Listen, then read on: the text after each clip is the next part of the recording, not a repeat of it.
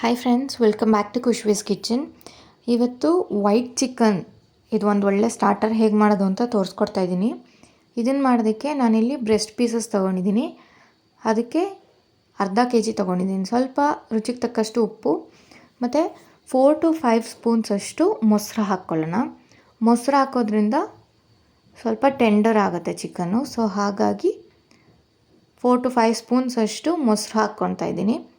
ಮತ್ತು 1/4 ಸ್ಪೂನಷ್ಟು ಅಚ್ಕಾರದ ಪುಡಿ, 1/4 ಸ್ಪೂನಷ್ಟು ಧನಿಯಾ ಪುಡಿ, 1/4 ಸ್ಪೂನು ಜೀರಾ ಪೌಡರ್ ಇಷ್ಟನ್ನು ಹಾಕಿ ಮಿಕ್ಸ್ ಮಾಡಿ ಒಂದು 15 to 20 ಮಿನಿಟ್ಸ್ ನಾವು ಇದನ್ನು ಮ್ಯಾರಿನೇಟ್ ಮಾಡ್ಕೊಳ್ಳೋಣ.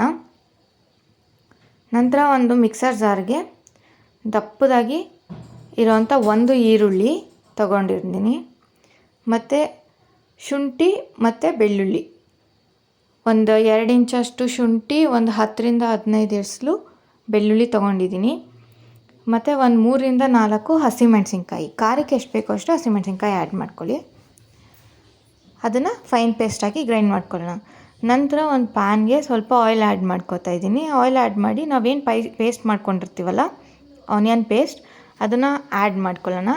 ಆ್ಯಡ್ ಮಾಡಿಕೊಂಡು ಹಸಿ ವಾಸನೆ ಹೋಗೋವರೆಗೂ ಚೆನ್ನಾಗಿ ಫ್ರೈ ಮಾಡ್ಕೊಳ್ಳೋಣ. ಅದು ಕಲರ್ ಚೇಂಜ್ ಆಗಬೇಕು, ಅಲ್ಲಿವರೆಗೂ ಚೆನ್ನಾಗಿ ಫ್ರೈ ಮಾಡ್ಕೊಳ್ಳೋಣ.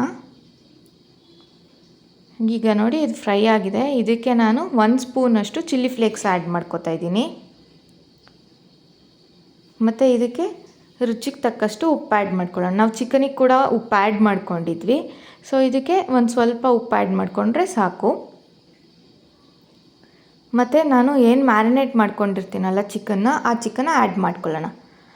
ಮತ್ತು ಇದಕ್ಕೆ ನಾನಿಲ್ಲಿ 1 ಸ್ಪೂನಷ್ಟು ಧನಿಯಾ ಪೌಡ್ರ್ ಆ್ಯಡ್ ಮಾಡ್ಕೊತಾ ಇದ್ದೀನಿ. ಮತ್ತು ಸ್ವಲ್ಪ ನಿಂಬೆ ಹುಳಿ ಆ್ಯಡ್ ಮಾಡಿಕೊಂಡು ಚೆನ್ನಾಗಿ ಮಿಕ್ಸ್ ಮಾಡ್ಕೊಳ್ಳೋಣ. ಇದಕ್ಕೆ ನಾನು ಮತ್ತೆ ಇಲ್ಲಿ ಸ್ವಲ್ಪ ಮೊಸರು ಆ್ಯಡ್ ಮಾಡ್ಕೊತಾ ಇದ್ದೀನಿ.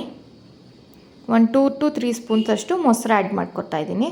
ಮೊಸರು ಆ್ಯಡ್ ಮಾಡಿಬಿಟ್ಟು ಬೇಕಿದ್ದರೆ ವಾಟ್ರ್ ಆ್ಯಡ್ ಮಾಡ್ಕೊಳ್ಳಿ, ಇಲ್ಲಾಂದರೆ ಏನು ಬೇಡ. ಮೊಸರೇ ನೀರು ಬಿಟ್ಕೊಂಡಿರುತ್ತಲ್ಲ, ಸೊ ಅದೇ ವಾಟ್ರಲ್ಲಿ ಚಿಕನ್ನ ಚೆನ್ನಾಗಿ ಬೇಯಿಸ್ಕೋಬೇಕು. ಮತ್ತು ಇದಕ್ಕೆ ನಾನು ಸ್ವಲ್ಪ ಇಲ್ಲಿ ಕಸೂರಿ ಮೇಥಿ ಸ್ವಲ್ಪ ಆ್ಯಡ್ ಮಾಡ್ಕೊತಾ ಇದ್ದೀನಿ. ನೋಡಿ ಈಗ ಚಿಕನ್ನು ಒಂದು ಅರ್ಧ ಬೆಂದಿದೆ. ಇವಾಗ ನೋಡಿ ಫುಲ್ ಕಂಪ್ಲೀಟಾಗಿ ಚಿಕನ್ ಬೆಂದಿದೆ. ಇದು ಒಳ್ಳೆ ಸ್ಟಾರ್ಟರು, ತುಂಬ ಅಂದರೆ ತುಂಬಾ ಚೆನ್ನಾಗಿತ್ತು. ನೀವು ನಿಮ್ಮ ಮನೇಲಿ ಟ್ರೈ ಮಾಡಿ ಹೇಗೆ ಬಂತು ಅಂತ ನಂಗೆ ಕಮೆಂಟಲ್ಲಿ ತಿಳಿಸಿ. Thank you.